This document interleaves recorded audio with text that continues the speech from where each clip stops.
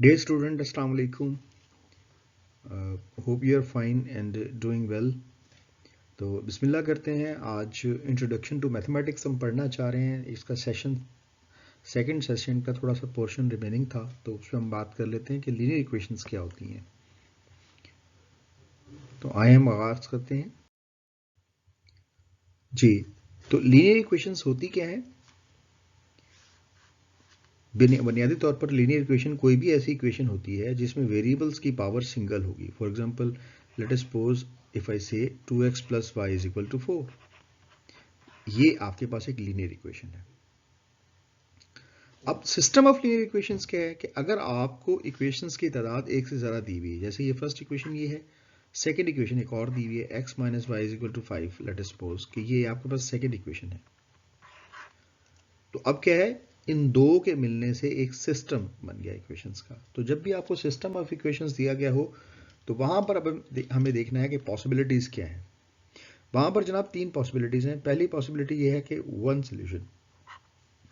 इसका मतलब ये हुआ कि अगर आप इन दोनों इक्वेशंस को सॉल्व करेंगे तो किसी एक सिंगल सोल्यूशन पर पहुंचेंगे। तो अगर आपको इनका आंसर कोई सिंगल सोल्यूशन आता है तो उसको कहते हैं कि ये इन इक्वेशंस का कोई यूनिक सोल्यूशन है।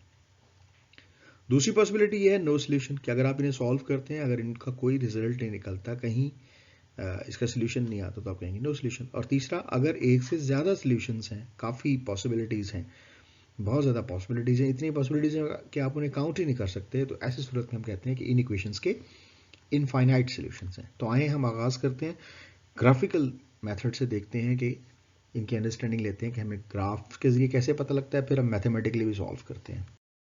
तो फर्स्ट ऑफ ऑल मैथमेटिकली हम लेटर ऑन देखते हैं। फर्स्ट ऑफ ऑल देखते हैं कि ग्राफ से कैसे पता लगता है। तो ये लेट अस सपोज आपके पास एक लाइन है, इसको आपने ड्रॉ किया हुआ है, और ये आपके पास दूसरी लाइन है। आप देखें ये दोनों लाइंस एक दूसरे को एक खास पॉइंट पर काटते हुए जा रही हैं, इंटरसेक्ट कर रही हैं। तो एक लाइन का भी ग्राफ ले लिया, दूसरी का भी ले लिया, दोनों अगर एक दूसरे से सिंगल पॉइंट पर मिले हैं तो आप कहते हैं कि इसका सोल्यूशन क्या है, यूनिक है, यानी इसका सिंगल आंसर आपके पास आ रहा है और वो यूनिक आंसर हो। सेकंड शेप देखें, नो सोल्यूशन। यहां पर आपने दो लाइंस L1 और L2 इस तरह से ड्रॉ की हैं कि जब हम इनको ड्रॉ करते हैं तो ड्रॉ करने पर ये कहीं भी आपस में मिल नहीं रही।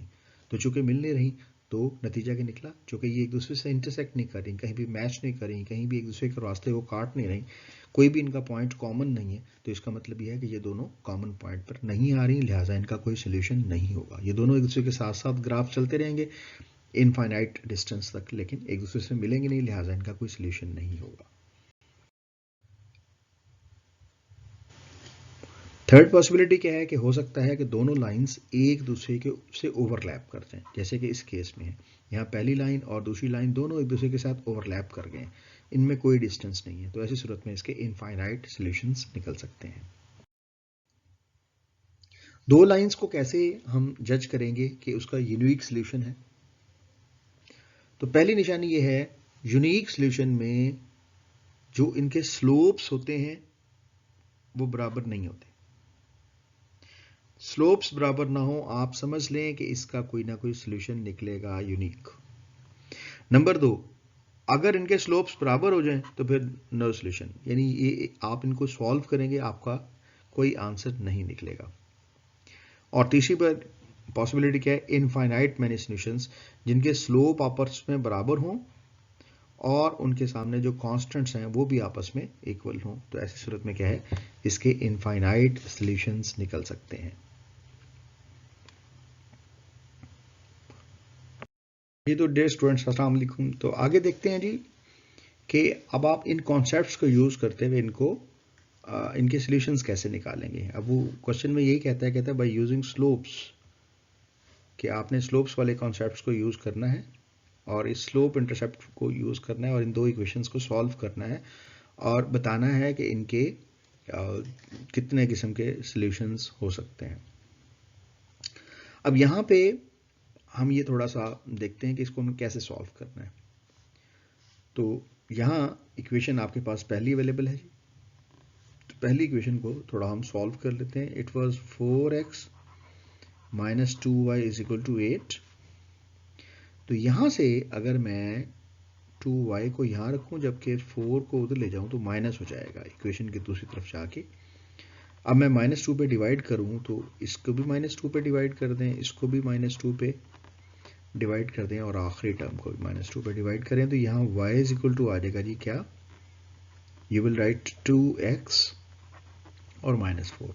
तो अगर आप गौर से देखें, दरअसल इसको मैं अगर इक्वेशन से कंपेयर करूं जो कि कहती है y is equal to mx plus k, तो यहाँ से अगर हम देखें तो ये y तो y की जगह है, ये होगा mx, तो m यहाँ पर बना 2, m यहाँ से कितना बन गया 2 mx, और फिर क्या होना चाहिए प्लस k, तो k ये आपके पास है, k इज इक्वल टू -4। ठीक है, तो चूंकि ये पहली इक्वेशन की है आंसर्स हैं, इसे आप m1 कहते हैं, इसे k1, तो देखें क्या फाइनल सॉल्यूशन में यही बताया गया आपको। ओके जी, इसी तरह सेकेंड इक्वेशन में भी हमने स्लोप और k की वैल्यू निकालनी है।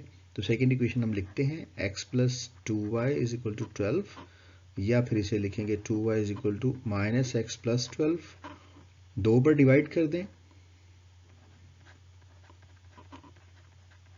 तो यहाँ 2 पर डिवाइड करने पर थोड़ा सिंप्लीफाई, क्योंकि आपको सिर्फ y की वैल्यू चाहिए होती है, ये आ जाएगा -1/2x प्लस 6। तो इसको कंपेयर करें तो यहाँ चूंकि m की वैल्यू जो है वो -1/2 बन रही है, ये देखें ये x के साथ है तो ये m की वैल्यू होगी क्या -1/2, और जो k की वैल्यू है यहाँ पर 6, तो देखें m और k की वैल्यू 6 थी। तो आपने स्लोप इंटरसेप्ट को यूज करते हुए क्या किया, आपने एक पहली इक्वेशन का स्लोप भी निकाल लिया, दूसरी का, पहले के कांस्टेंट की वैल्यू निकाल ली, दूसरे की। अब आप कंपेयर करेंगे इन तीनों रिजल्ट से कि ये जो तीनों रिजल्ट्स हैं क्या बताते हैं। पहला क्या है कि if m1 is equal to m not equal to m2 unique solution, तो क्या देखिए स्लोप बराबर है। ठीक है, आप देख रहे हैं कि इसका स्लोप पहले का आ गया 2, दूसरे का स्लोप क्या आया जी 6, दूसरे का स्लोप क्या है -1/2, तो क्या दोनों स्लोप बराबर हैं। आप कहेंगे m1 स्लोप और m2 स्लोप दोनों बराबर नहीं है, तो m1 और m2 दोनों बराबर नहीं होंगे, तो ऐसी सूरत में ये वाली कंडीशन अप्लाई होगी। आप क्या कहेंगे, इसका एक यूनिक सोल्यूशन मिलेगा। यूनिक मतलब जब इसे आप सॉल्व करेंगे, आगे हम चल के इसे सीखेंगे कि सॉल्व कैसे करना है। तो फिलहाल स्लोप्स हमें ये इन्फॉर्मेशन दे रहे हैं कि ये दोनों लाइंस जो हैं ये एक दूसरे को किसी पॉइंट पर इंटरसेक्ट करेंगी, इस तरह से कहीं ना कहीं काटेंगी, जहाँ इंटरसेक्ट करेंगी उस पॉइंट को आपने फाइंड आउट करना है, वो आपका सोल्यूशन होगा। तो सोल्यूशन हम आगे फाइंड करेंगे, फिलहाल हमने ये देखना था कि क्या इनका कोई सोल्यूशन है या नहीं। तो इस पर पहली कंडीशन अप्लाई होती है, यानी इसका यूनिक सोल्यूशन निकलेगा। हम सॉल्व करते हैं इसको सेकंड इक्वेशन को। तो सेकंड इक्वेशन में क्या है आपके पास है जी 4x minus 2y is equal to 10। तो यहाँ से अगर मैं x को उधर ले जाऊँ तो ये -4x हो जाएगा, 10 अपनी जगह पे रहेगा, प्लस 10 2 पे डिवाइड कर देते हैं।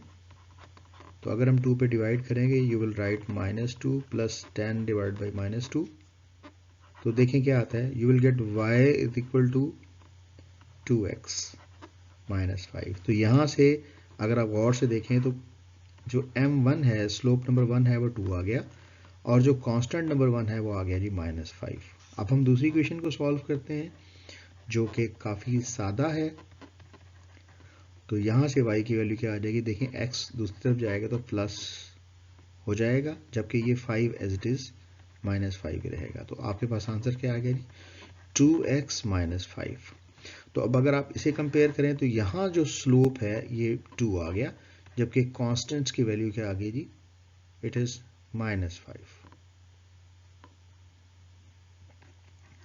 तो आप देखें ज़रा यहाँ पे ये इनमें से कौन सी कंडीशन, पहली कंडीशन ये थी कि क्या स्लोप 1 और 2 का दोनों का स्लोप बराबर है। आप देख रहे हैं एक का स्लोप आ गया 2, दूसरे का स्लोप भी आ गया 2, ये तो बराबर है। वो कहता था बराबर नहीं होना चाहिए, इसका मतलब इसका कोई यूनिक सोल्यूशन नहीं निकलने वाला। दूसरी बात यह कि स्लोप बराबर है, स्लोप बराबर हो तो दो पॉसिबिलिटीज हैं, हो सकता है कोई सोल्यूशन ना हो, या हो सकता है बहुत ज़्यादा सोल्यूशन हो।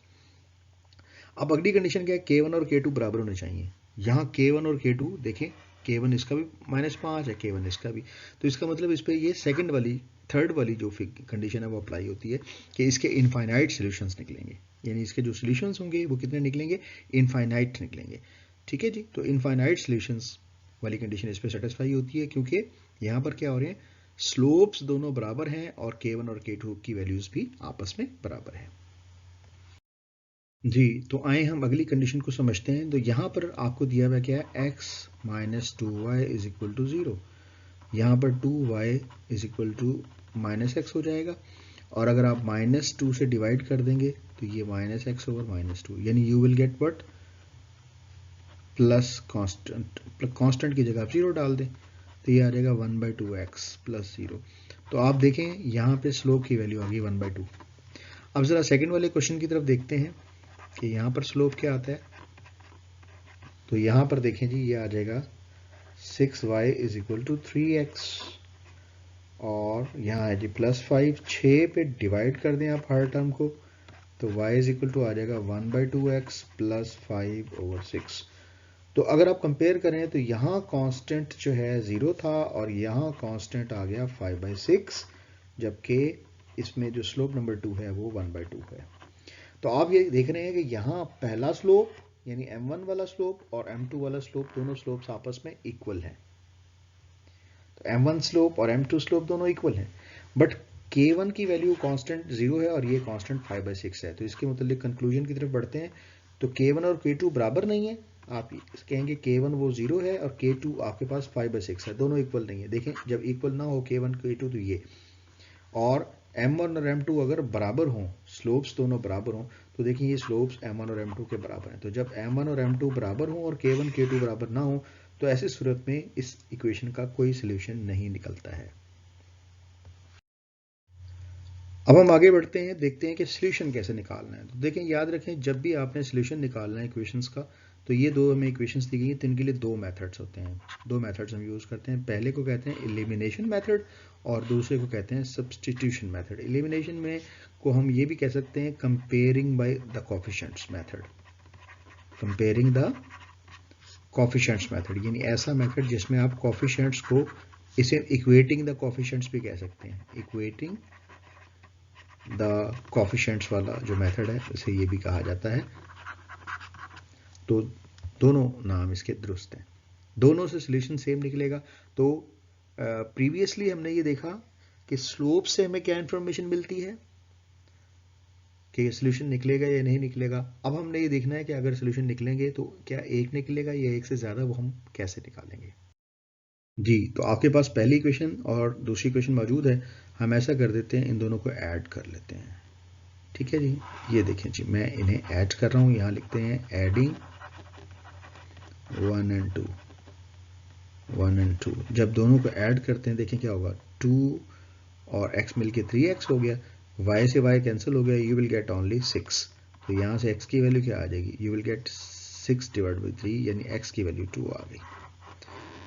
तो इस तरह डियर स्टूडेंट्स आपने क्या किया, कोफिशिएंट जो x y के कोफिशिएंट्स बराबर थे उनको लेके आपने x की वैल्यू निकाल ली, x के लिए सोल्यूशन निकाल लिया। अब हम इसी तरह y के लिए सोल्यूशन निकालेंगे, तो उसमें ये करना होगा, इक्वेशन 1 को ना आप 2 से मल्टीप्लाई कर दें ताकि x वाली टर्म बराबर हो जाए। तो क्या करेंगे, मल्टीप्लाई 1/2। तो देखें इस इक्वेशन को मैं अगर 2 से मल्टीप्लाई करूं तो ये ऑलरेडी इक्वेशन क्या है जी, ये थी x प्लस वाई। तो इस पूरी को अगर मैं मल्टीप्लाई करूंगा 2 से तो ये क्या आ जाएगा, you will get 2x plus 2y is equal to 10। ठीक है, अब दूसरी इक्वेशन में कोफिशिएंट यही है जो कि 2x minus y is equal to 1। तो अब आप क्या करते हैं, इनका डिफरेंस ले लें। अगर डिफरेंस लेंगे, ये माइनस हो गया, ये प्लस और ये माइनस, तो ये दोनों अब कैंसिल होंगे, you will get 3y is equal to 9। तो यहाँ से y की वैल्यू क्या आ जाएगी, 9 को और y को दोनों तरफ 3 से डिवाइड कर दिया तो y का आंसर 3। तो इस तरह जो सोल्यूशन सेट आया वो आया 2 और 3। तो आप देख रहे हैं कि हमने इन दोनों इक्वेशंस को सॉल्व किया तो 2 और 3 आया। तो इसका मतलब ये वो पॉइंट है जिस पॉइंट पे दो जाके ये दोनों लाइंस इंटरसेक्ट कर रही हैं। तो इस तरह हमने इक्वेटिंग द कोफिशिएंट्स के मेथड को यूज़ किया। अब इसी तरह हम आगे बढ़ेंगे। दूसरा मेथड क्या होता है जी, सब्स्टिट्यूशन मेथड। सब्स्टिट्यूशन में क्या होता है कि आप सब्स्टिट्यूट करते हैं। सब्स्टिट्यूशन क्या होता है कि एक की वैल्यू निकाल के दूसरे में पुट करें। फॉर एग्जांपल मैं यहाँ से 1 से ऐसा करता हूँ, x की वैल्यू निकाल लेता हूँ। तो अगर x की वैल्यू निकालेंगे 5 उस तरफ चला जाएगा तो जाके माइनस हो जाएगा, 5 माइनस 5। अब आप क्या करेंगे, पुट इन 2। अब क्वेश्चन नंबर 2 में इसे पुट कर दें। 2 में क्या लिखा है, इसमें लिखा था 2x minus y is equal to 1 होता है। तो 2x की जगह पे आप इसकी वैल्यू पुट करते हैं जो कि है 5 माइनस वाई, यहाँ पर फिर y है इक्वल टू 1, तो you will get 10 minus 2y minus y is equal to 1, यानी ये बन जाएगा minus 3y is equal to, ये 1 है माइनस 10 हो जाएगा, you will get minus 3y is equal to minus 9। तो अगर हम 3 पे डिवाइड कर दें दोनों तरफ तो ये 3 1 3 हो जाएगा, और इसे 3 पर कैंसिल करेंगे, 3 पे डिवाइड करेंगे तो 3 3 9। तो देखेंगे y इज इक्वल टू 3 आ गया, पहले भी हमने y इज इक्वल टू 3 निकाला था, अब भी y इज इक्वल टू 3। तो अब आप क्या करेंगे, पुट बैक करें, put back y is equal to 3 in किसी भी एक इक्वेशन में आप डाल दें, या फर्स्ट कर लें इसे आप 3 कह दें, 3 में यूज कर लें इन इक्वेशन नंबर 3। तो इक्वेशन नंबर 3 में क्या था, x was equal to 5 minus y, तो आप 5 ऐसे रहने दें, y की जगह उसकी वैल्यू पुट करें जो कि 3 है, सॉल्व करें, आंसर 2 आ जाएगा। तो देखें x की वैल्यू 2 आ गई, तो पहले भी तो आपने 2 निकाली थी, लेकिन वो और मेथड था, इक्वेटिंग द कोएफिशिएंट्स था, जबकि ये सब्स्टिट्यूशन मेथड है। जी, जैसे कि अभी बात हुई कि चाहे आप equating the coefficients method use करें या आप सब्स्टिट्यूशन मेथड यूज करें, आपका आंसर सेम आता है। तो हम कोई एक मेथड यूज करते हैं, फॉर एग्जांपल अगर मैं सब्स्टिट्यूशन मेथड को यूज करता हूं यहाँ, तो देखें पहली इक्वेशन आपके पास गिवन है, दूसरी भी गिवन है, हम ऐसा करते हैं एक इक्वेशन में से वैल्यू दूसरी में पुट करते हैं, यानी कौन सा मेथड यूज कर रहे हैं, सब्स्टिट्यूशन। सब्स्टिट्यूशन में क्या होता है, x इज इक्वल टू एक की वैल्यू निकाल लें, चाहे x की वैल्यू निकाल लें या y की, तो अगर हम y को उधर ले जाएं तो ये प्लस हो जाएगा। तो इस वैल्यू को आपने पुट कर देना है, पुट इन 8, तो यहां पर क्या आ जाएगा, minus 4x plus 8y is equal to था माइनस 10। तो x की जगह पे आपने क्या पुट करना है, 2y plus 4 plus 8y is equal to 10। तो क्या आ जाएगा, minus 8y minus 16 plus 8y is equal to 10। तो यहां पर y से कैंसिल हो गया, minus 16 is equal to minus 10। ठीक है, तो ये जैसे ही आप सॉल्व करते हैं तो आगे खुद वेरिएबल, यानी जो x या y वेरिएबल है वो खुद ही खत्म हो गया। तो वेरिएबल के ख़त्म हो जाने से आप समझ जाएंगे कि ये जो इक्वेशन है इसका कोई सॉल्यूशन नहीं निकल सकता, ये किसी हल पर, यानी जब हम इसे सॉल्व करने लगते हैं तो खुद वेरिएबल ही ख़त्म हो जाता है।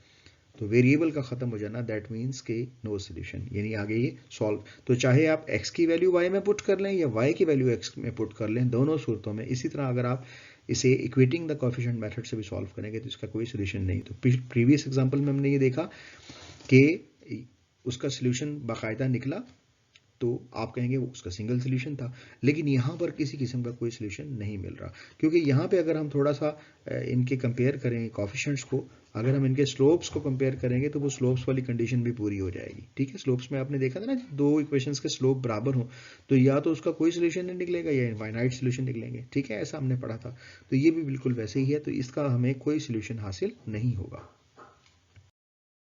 जी, तो इसका हम सॉल्यूशन फाइंड करते हैं, इसके कैसे इनफाइनाइट सॉल्यूशन है। जैसे देखें कि अगर हम इन दोनों इक्वेशंस को लेट अस सपोज इक्वेट करते हैं, तो इसके लिए क्या होगा, मल्टीप्लाई करना पड़ेगा फर्स्ट इक्वेशन को मल्टीप्लाई बाय 3।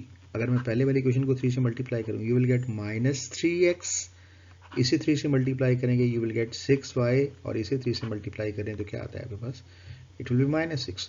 अब जो दूसरी इक्वेशन है वो ये है 3x minus 6y is equal to क्या आता है जी, यू विल गेट 6। तो अगर हम इन दोनों को प्लस करते हैं तो ये भी कैंसिल हो जाएगा, ये भी कैंसिल, 0 इज इक्वल टू 0। क्या मतलब इसका कोई सॉल्यूशन, ये दोनों इक्वेशंस ओवरलैप कर रही हैं। तो ये दोनों इक्वेशंस ऐसी आ गई, जब इन्हें सॉल्व करने लगते हैं तो x भी एलिमिनेट हो जाता है, खत्म हो जाता है, y भी एलिमिनेट हो जाता है। तो इसे आप चाहे इक्वेटिंग द कोएफिशिएंट मेथड से करें या सब्स्टिट्यूशन मेथड से करें, दोनों सूरतों में इसका कोई सॉल्यूशन नहीं निकलेगा। और अगर हम पिछली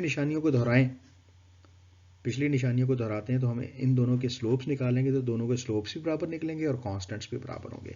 फॉर एग्जांपल अगर आप पहली वाली इक्वेशन का स्लोप निकालें तो you can write 2y is equal to x minus 2, और अगर y की वैल्यू निकालें तो ये आ जाएगा 1/2x माइनस 2। तो यहाँ से हमें पता ये लगा कि स्लोप इसका क्या आ जाएगा, पहली का 1/2, और कांस्टेंट की वैल्यू क्या आ जाएगी यहाँ पे -2। जो दूसरी वाली इक्वेशन अगर इसका स्लोप निकालें तो यू विल राइट, ये देखिए ना 3x minus 6y is equal to 6 है, तो यहाँ से minus 6y is equal to क्या आ जाएगा, माइनस 3x प्लस 6। तो यहाँ से y इज इक्वल टू आ जाएगा माइनस 3/6x प्लस 6/-6, यानी y is equal to minus 1/2x minus 1, it was 6। ठीक है जी, तो इसे हमने डिवाइड कर दिया, इसे भी जब डिवाइड किया तो सॉरी ये 1 आया था आपके पास। तो यहाँ से फाइनल रिजल्ट आपके पास क्या आता है, तो अगर हम इसके स्लोप्स को भी कंपेयर करें तो इसका स्लोप आपके पास वही, you will right it should be 1/2, और जो K2 है इसकी वैल्यू भी क्या आ गई, -1। तो इसका मतलब देखें M1 भी आपके पास इतना ही था, M2 भी उतना निकला, K1 भी उतना है, K2 भी उतना ही है। K2 भी आप देखें ना -1 है, तो K1 K2 भी बराबर है, M1 M2 भी बराबर है। तो दोनों सूरतों में क्या कहेंगे, आपने कंडीशन पढ़ी थी ना कि जब दोनों के स्लोप्स M1 और M2 बराबर हो और K1 और K2 भी बराबर हो, तो ऐसी सूरत में क्या होगा, इसके इनफाइनाइट सॉल्यूशंस निकलेंगे। तो थैंक यू वेरी मच, इसे दोहराएं, अच्छी तरह प्रैक्टिस करें, कोई प्रॉब्लम हो तो मुझे बता दें। अस्सलाम वालेकुम जी।